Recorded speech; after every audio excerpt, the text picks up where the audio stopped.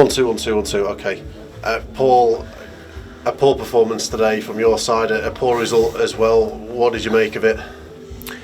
Yeah, bit of everything in there. We were slow with the ball first half. We know what to expect from Reading. We know with the previous results how they'd set up, and they were very good at it.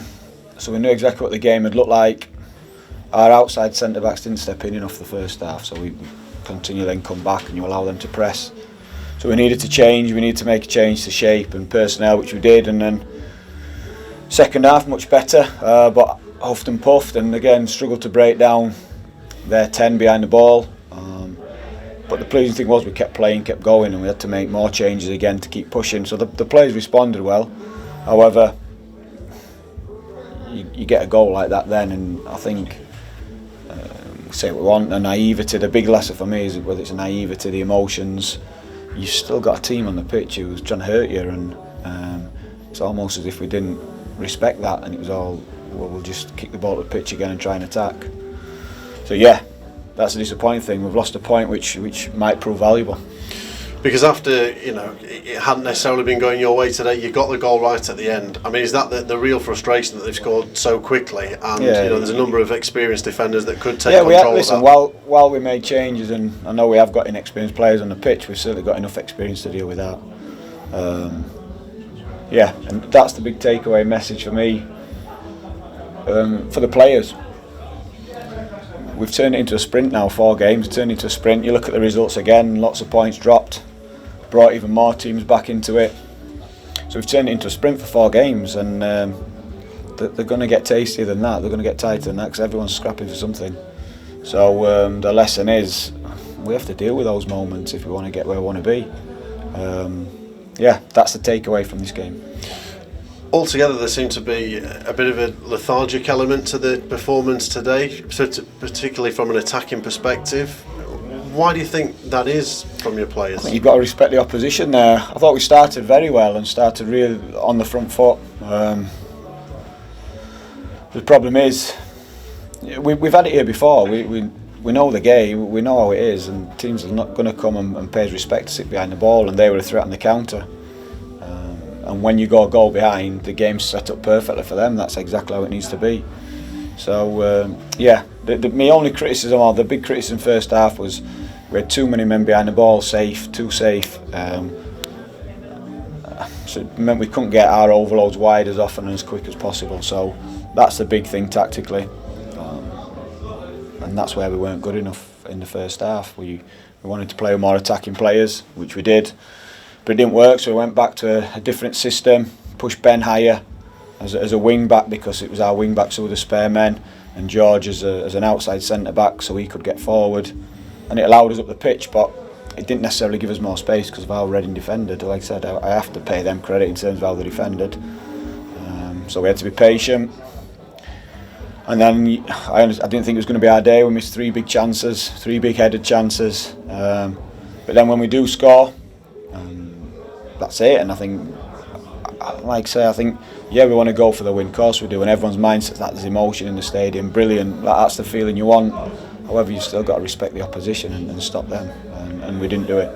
In terms of the changes, the one at half-time, bringing Ben out to the right-hand side, it just seemed to imbalance the team a little bit. Was that just a gamble, really, to try and sort out that other problem with the back 3? Yeah, to get George higher, to get our spare man. We didn't get Philip high enough. We looked to step in and go really high and make a spare man, so it meant that we had a lot 3v1 at the back, and we don't want to play that way. I know we've lost a lot of personnel and things like that are natural play that way. So we wanted people on the pitch who know how to play, and it actually pushes Ben into a wing position, wide position.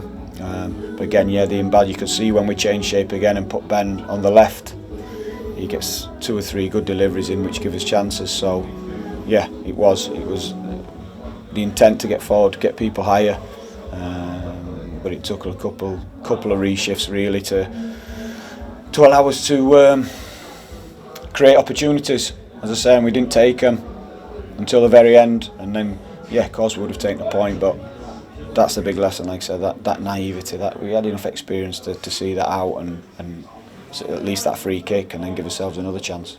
So in terms of a few players, you brought Ollie McBurney in the second half. Was that a knock? He seemed to be limping as he walked Injury's around. gone for an X-ray. Yeah, he picked that up early midway through the first half, which is a real problem for us. So yeah, we wanted to try and get him to half time. So he was. He obviously reluctant to come off. We didn't want to bring him off.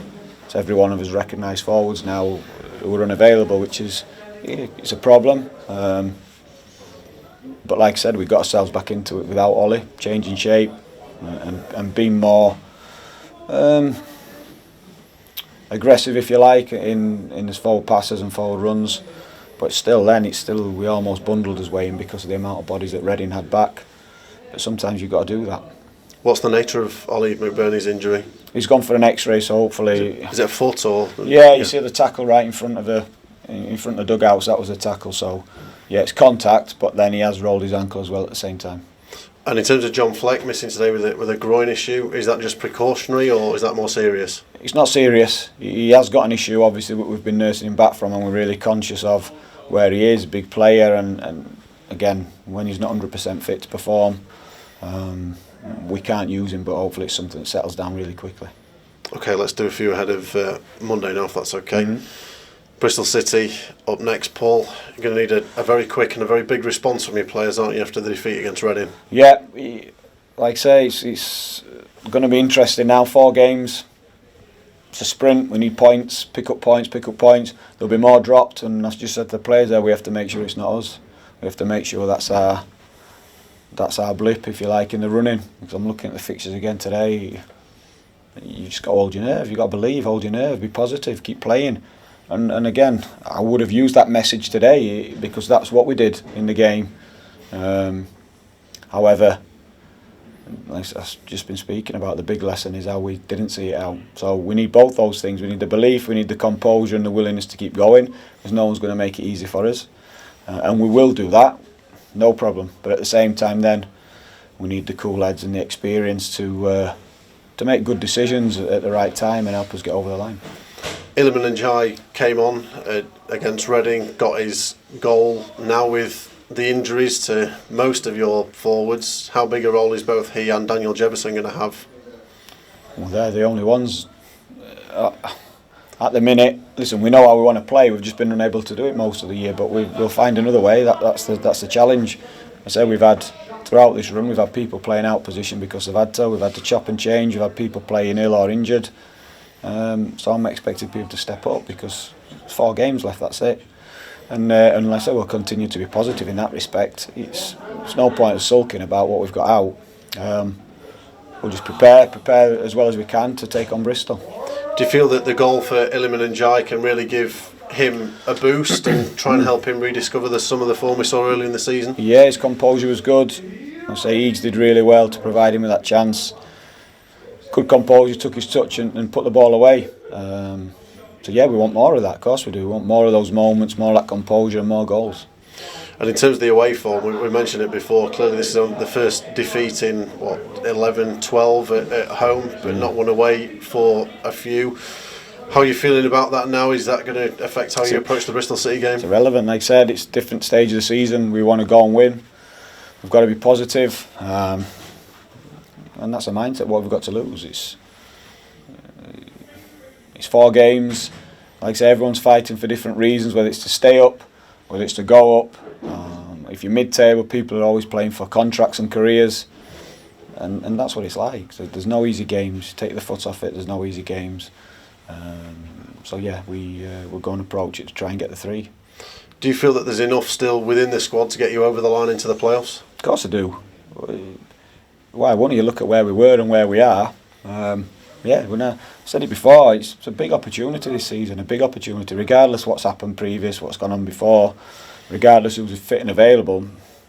There's something there to be grasped and seized, and we have to do that, I say so. And we need, like I said, that composure, calmness and willingness to keep driving, and then the coolness and calmness to make good decisions at the right time. And just some thoughts on Bristol City as an opponent. What kind of game are you expecting, different to the one against Reading? Yeah, because it's away. I've watched a bit of Bristol and I've seen lots of different things from them. I think they've played a back 3 again today with the front 2 and Vyman as a 10 if I've got the team right. So yeah, I've seen them play that shape a lot. But again, I'm focused on us and what we want to do. We dust ourselves down, see how all the knocks and niggles are, see who's fit and available, get everyone in the same place tomorrow and ready to go. Thank you, Paul.